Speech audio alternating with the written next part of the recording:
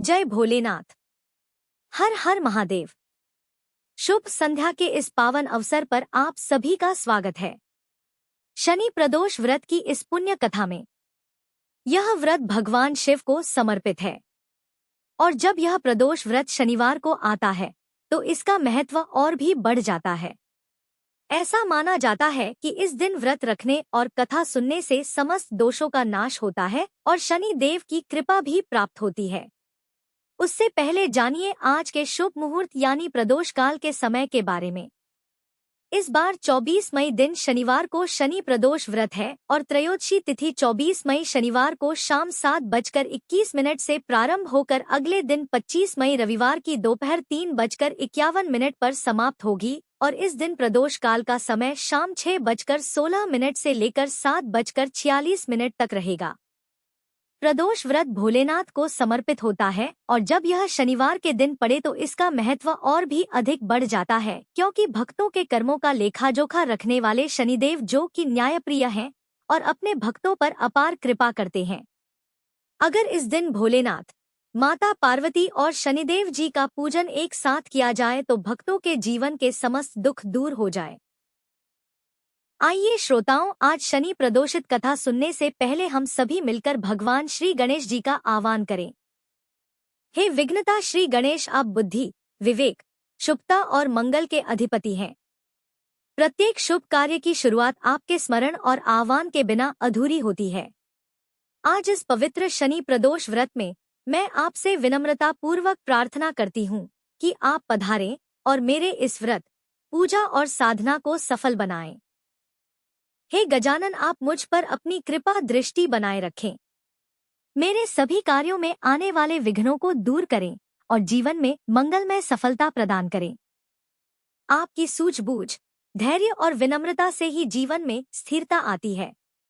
इसलिए हे प्रथम पूज्य देव, मेरे अंतःकरण में निवास करें, मेरे भावों को शुद्ध करें और मेरी साधना को स्वीकार करें। आपकी उपस्थिति से ही यह व्रत पूर्ण होगा और आपके आशीर्वाद से ही जीवन में शुभता का संचार होगा। ओम श्री गणेशाय नमः। आइए अब हम सभी मिलकर भगवान भोलेनाथ और माता पार्वती जी का ध्यान करें। हे भोलेनाथ महादेव, त्रिलोकेश्वर, करुणा और दया के सागर, हे माँ पार्वती जगदम्बा करुणामयी, हे कृपालु, आज मैं आपके चरणों में श्रद्धा और भक्ति सहित शीश झुकाती हूँ। आपकी महिमा अनंत है, आपकी कृपा असीम है। मैं जानती हूँ कि अपने जीवन में, अपने विचारों में, अपने कर्मों में और आज के इस व्रत, पूजा, ध्यान या संकल्प में जाने अनजाने में मुझसे कई गलतियां हुई होंगी। हो सकता है मेरे मन में कहीं चंचलता आ गई हो, मेरी पूजा में कहीं कोई कमी रह गई हो, मेरे व्यवहार में कोई गलती हो गई हो, मेरे संकल्प में कोई कमजोरी हो गई हो। हे प्रभु, मैं विनम्र होकर आपसे क्षमा मांगती हूँ। हे भोलेनाथ, हे शिव शंकर, हे महादेव, जैसे गंगा जी आपके सिर पर बहती हैं और सब पापों को धो देती हैं, वैसे ही अपनी करुणा की गंगा से मेरे पापों को, मेरी सभी फूलों को धो डालिए। हे माँ पार्वती, अपनी ममता और शक्ति से मेरे भीतर के अज्ञान, अहंकार और दोषों को समाप्त कर दीजिए। मुझ पर अपनी कृपा कीजिए, मेरी आत्मा को शुद्ध करिए और मुझे सच्चे मन, वचन और कर्म से आपकी भक्ति करने की शक्ति दीजिए। हे प्रभु, मैं आपकी शरणागत हूँ, मेरे सभी अपराध क्षमा कर दीजिए। हर हर महादेव। जय माँ पार्वती। अब हम सभी शनिदेव का आह्वान करेंगे। हे सूर्य पुत्र शनिदेव, आप कर्मों के फलदाता, न्याय के अधिष्ठाता और ग्रहों के नियंत्रक हैं। आप संसार को न्याय का बोध कराते हैं और पाप पुण्य का लेखा-जोखा रखते हैं। आज इस पावन शनि प्रदोष के दिन मैं श्रद्धा सहित आपको अपने हृदय में आमंत्रित करती हूँ। हे शनिदेव, मेरी पूजा, व्रत और भक्ति को स्वीकार करें और मुझ पर अपनी कृपा दृष्टि बनाए रखें। मैं जानती हूँ कि आपके दृष्टिपात से व्यक्ति के जीवन में बड़ा परिवर्तन आता है, जो दंड स्वरूप भी हो सकता है और वरदान स्वरूप भी। इसलिए हे दयामय देव, मेरी ओर कृपा दृष्टि डालें, मुझे सत्कर्म की प्रेरणा दें और जीवन में संतुलन, धैर्य और न्याय की भावना उत्पन्न करें। हे शनिदेव, यदि मुझसे जीवन में या इस व्रत, जप, ध्यान या पूजा के दौरान किसी भी प्रकार की त्रुटि, भूल, पाप या अपराध हुआ हो, चाहे वह विचार से, वाणी से या कर्म से हुआ हो, तो मैं आपसे विनम्रता पूर्वक क्षमा मांगती हूँ। आप दंड देने वाले जरूर हैं, पर आप सच्चे पश्चाताप पर कृपा करने वाले भी हैं। हे प्रभु, मेरे जाने अनजाने में हुई गलतियों को क्षमा करें। मुझे सच्चे मार्ग पर चलने की शक्ति दें और मेरे जीवन में संयम, परिश्रम और स्थिरता का प्रकाश फैलाएं। मैं शरणागत हूँ। आपके चरणों में पूर्ण समर्पण के साथ हे शनिदेव, कृपा करें, रक्षा करें और अपनी कृपा दृष्टि से जीवन को शांतिपूर्ण और समृद्ध बनाएं। जय शनिदेव। शनि प्रदोष व्रत की पौराणिक कथा के अनुसार एक बार की बात है, एक नगर में एक सेठ जी रहते थे। सेठ जी के घर में हर प्रकार की सुख सुविधाएं थी। उनके पास अपार धन संपत्ति थी, लेकिन उन्हें एक ही दुख था कि उनकी कोई संतान नहीं थी। इसी कारण सेठ और सेठानी दुखी रहते थे। उन्होंने संतान प्राप्ति के लिए कई उपाय किए, व्रत उपवास रखे, लेकिन सफलता नहीं मिली। तब दुखी होकर कुछ समय बीतने पर सेठ जी ने अपना काम नौकरों को सौंप दिया और खुद सेठानी के साथ तीर्थ यात्रा के लिए चल पड़े। अपने नगर से बाहर निकलने पर उन्हें एक साधु महाराज मिले जो कि ध्यान मग्न बैठे हुए थे। सेठ और सेठानी साधु के पास गए और हाथ जोड़कर उनके ध्यान से उठने का इंतजार करने लगे। काफी देर के बाद जब साधु महाराज ने आंखें खोली तब उन्हें पता चला कि उनके समक्ष कोई बहुत देर से आशीर्वाद लेने की प्रतीक्षा में बैठा हुआ है। साधु ने सेठ और सेठानी से कहा कि मैं तुम्हारा दुख समझता हूँ। तुम इस दुख से मुक्ति पाने के लिए शनि प्रदोष व्रत करो, इससे तुम्हें संतान सुख अवश्य ही प्राप्त होगा। फिर साधु ने सेठ सेठानी को प्रदोष व्रत की विधि बताने के साथ भगवान शिव की वंदना करने के लिए कहा। भगवान शिव की वंदना इस प्रकार की जाती है। हे रुद्रदेव शिव, आपको नमस्कार है। शिव शंकर जगतगुरु, आपको नमस्कार है।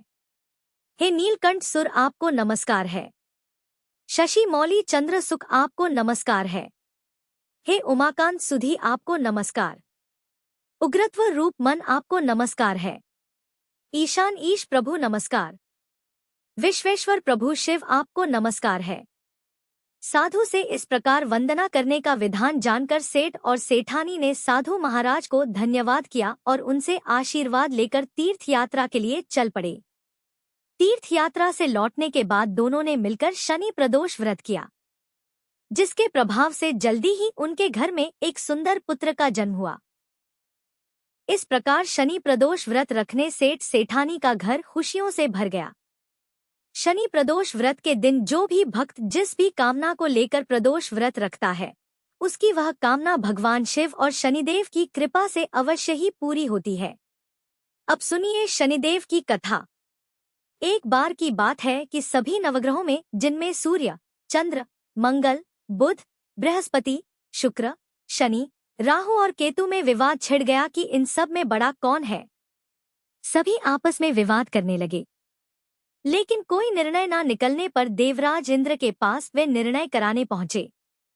सभी ग्रहों को अपने सामने उपस्थित देखकर इंद्रदेव घबरा गए।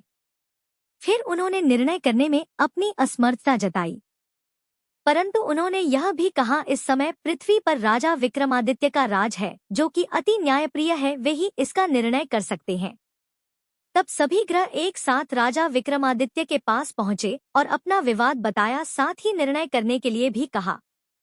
राजा विक्रमादित्य इस समस्या से चिंतित थे, क्योंकि वे जानते थे कि जिस किसी को भी छोटा बताया वही क्रोधित हो उठेगा।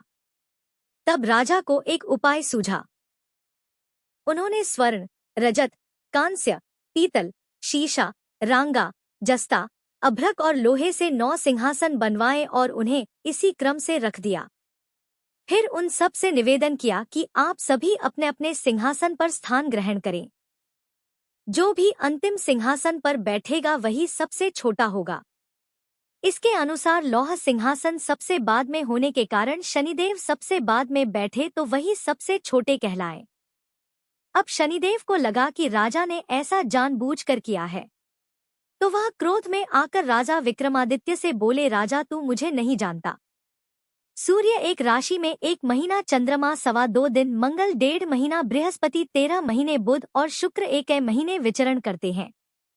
लेकिन मैं 2.5 से 7 साल तक रहता हूँ। बड़े बड़ों का मैंने विनाश किया है। श्री राम की 7.5 आई तो उन्हें वनवास हो गया। रावण की आई तो उसकी लंका को वानरों की सेना से हारना पड़ा। अब तुम सावधान होकर रहना। ऐसा कहकर कोपित हुए शनिदेव जी वहां से चले गए और तब अन्य ग्रह भी खुशी खुशी चले गए। कुछ समय बाद राजा की 7.5 आई। तब शनिदेव घोड़ों के सौदागर बनकर वहां आए। उनके पास कई सारे बढ़िया घोड़े थे।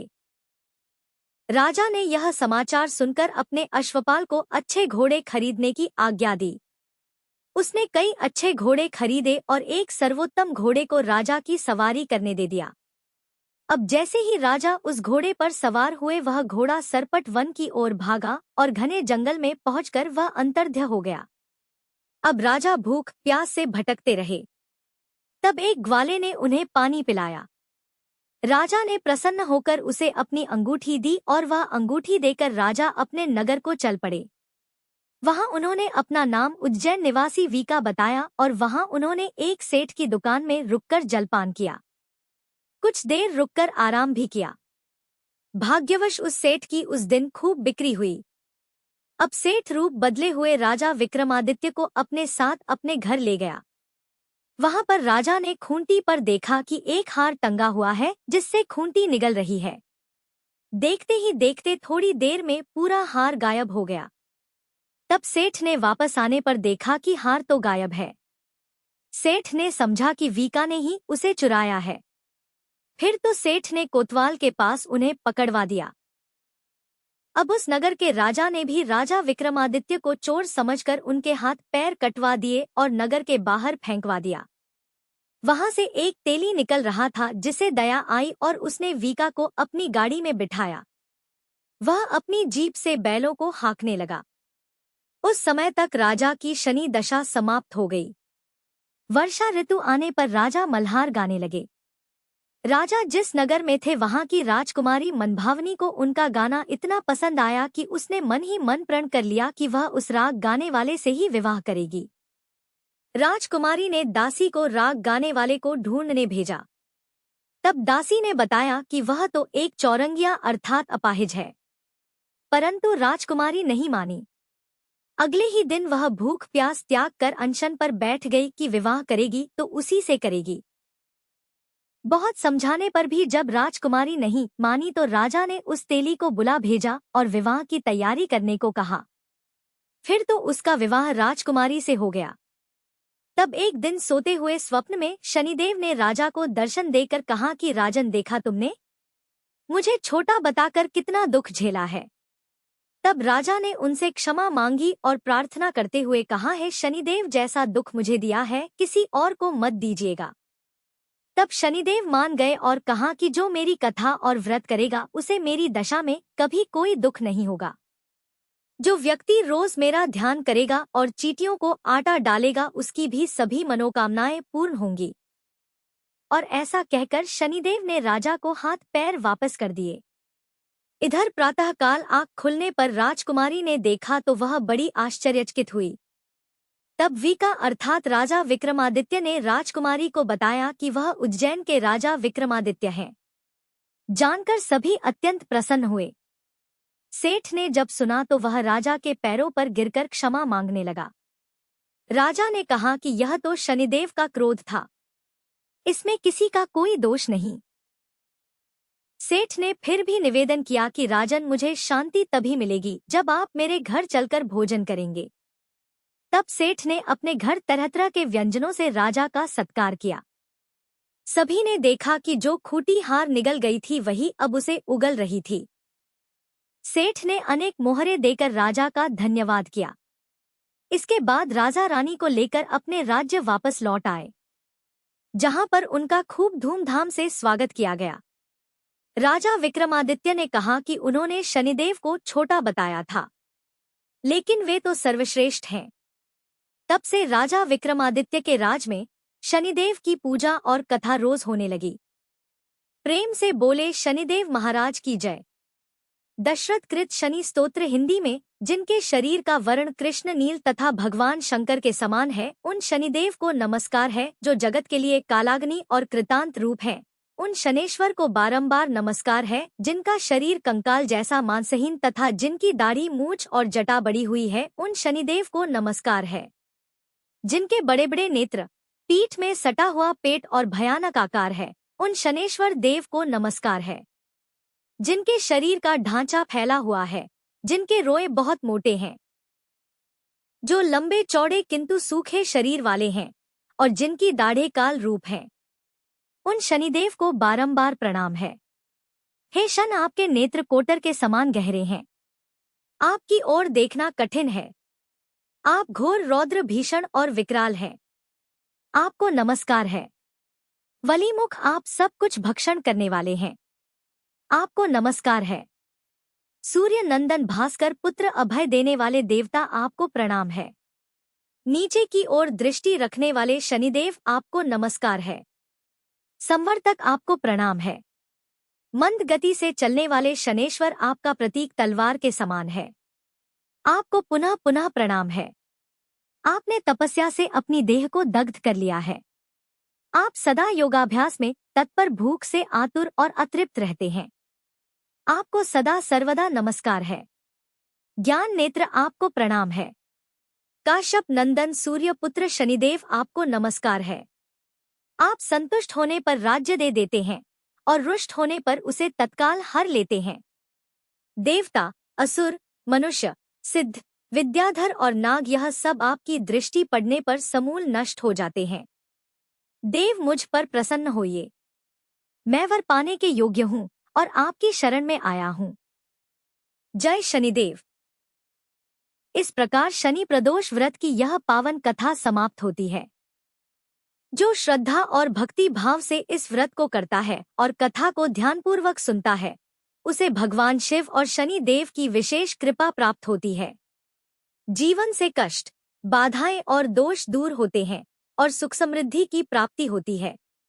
आप सभी पर भगवान शिव और शनि देव की कृपा सदैव बनी रहे, इसी शुभकामना के साथ जय शिव शंकर। जय शनिदेव।